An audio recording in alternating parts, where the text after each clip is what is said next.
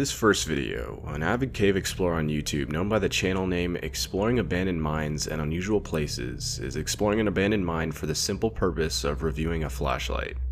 During the video, you can hear as the explorer goes into detail about the flashlight and demonstrates its use in the mine he's exploring. However, while talking to the camera about both the mine and the flashlight he's reviewing, the explorer hears what he first thinks to be wind blowing through the mine. Though many believe the audio sounds like a very disturbing whispering or talking sound. Okay, this is a review and demonstration of the Thrunite TN12 handheld flashlight that you see here. Okay, that's the portal to the Waldeck mine. I'm inside. The wind has kind of died down a little bit and it's not raining, so I managed to stay dry. Of course, I'm inside this little alcove kind of, but anyway, you come down this little incline path and then big boulders here you have to climb over, and then the tunnel's right behind me this way. So let's check it out. Let's get in here. And like I said, this light has 5 levels. I believe it's on medium right now, which is level 3. So this would be high, and this would be turbo, which is really bright. And then this is Firefly, which is hardly anything. And then that would be low. And then medium. Medium seems to be the best one. Not too bright, not too dim. And then you can see how big these timbers are. That's about almost a foot in diameter, the big cross timber. So they had to put big ones in here to hold up all of this rock. And you can see right here where some of these boards are bending. Do you hear that?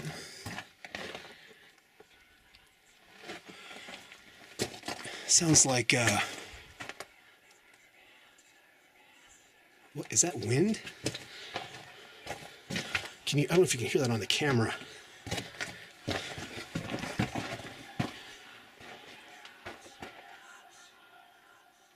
Do you hear that? It stopped.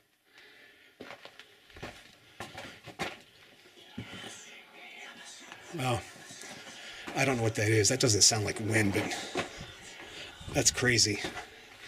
Don't know if that's a bird or I don't know what that is. It almost sounds like snakes, but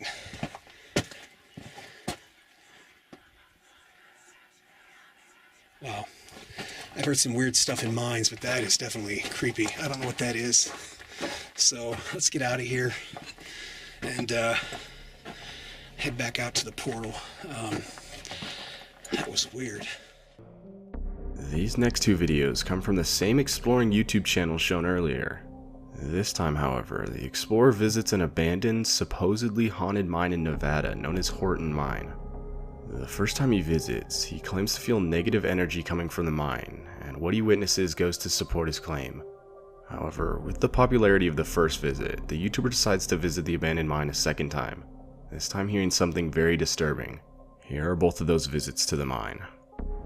Okay, here's a lower adit at the Victorine mine. I believe this was an older mine that once they dug the upper tunnels, this got incorporated into the same claim or whatever. Okay, we can go in here and just take a quick look. I don't think I'm going to explore this particular mine. There's a little bit too much water in here, and I know this mine is really old, but yeah, water in a mine. I do see other footprints here in the mud. But I just don't think it's wise to go in here when there's water. Try to avoid this if I can. Yeah, this looks pretty sketchy. I'll go a few feet further in and check it out, but I think I'm going to pass on this one. This is one of the creepiest mine tunnels I've ever been in, just because of how dilapidated it is and all these chains hanging down from the overhead, and there's a shot looking down the tunnel. Here's a shot looking back towards the entrance. I'm a little bit further in, and looking down the tunnel here.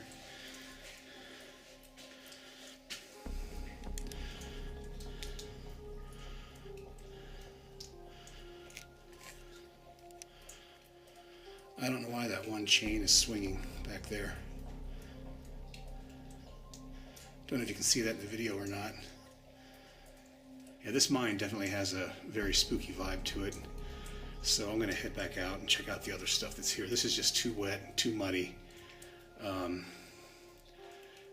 obviously something is making the chains swing. So time to get the hell out of here. Okay, the Horton Mine still has some water coming out of it. You can see it kind of pooled up here outside, and here's the portal. So let's go check this out, see if it's any drier than it was a year ago when I was last here. Okay, I'm further in than I was a year ago, and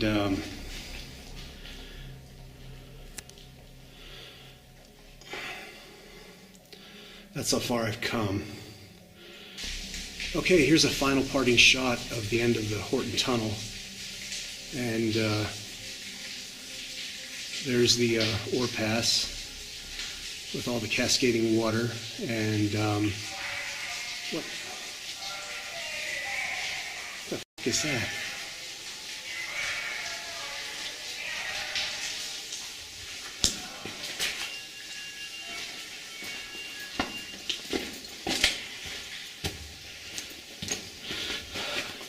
I don't know what that was, but there was a sudden blast of cold air, and I'm getting out of here. A man named Clem Schultz and his wife lived in Fairdale, Illinois during one of the most destructive tornadoes in the history of Fairdale. During the storm, Clem took a video from the top floor of his house as he saw the giant tornado get closer. Clem thought the tornado would miss his house, when in fact it was coming directly towards him, all while he was still recording. Unfortunately, Clem's wife would pass away because of the intensity of the tornado, while Clem would receive a terrible spine injury. The phone he took the video on was later discovered in the rubble of his home, and this is what the video was able to capture.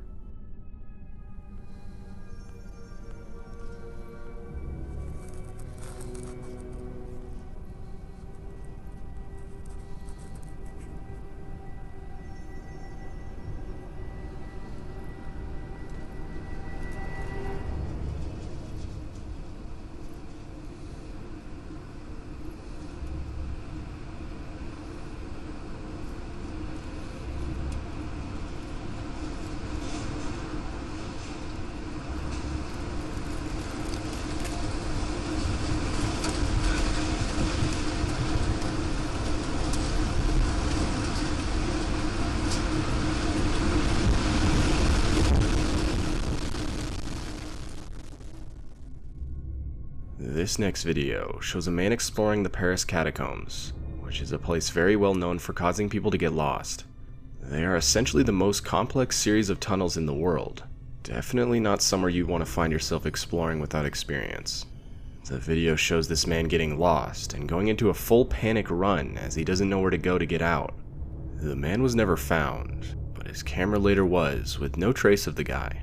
It's very bizarre. These arrows point in a direction.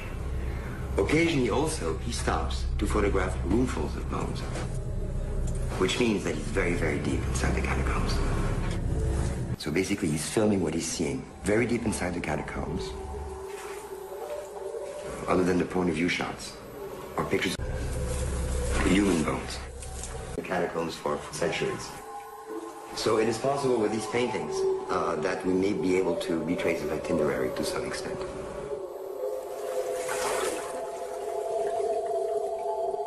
After about 4, we hear his breathing get louder and louder, as though something was scaring him. He's frightened, he's frightened. Occasionally he stops, perhaps to try to decide which way to run among all the many different corridors.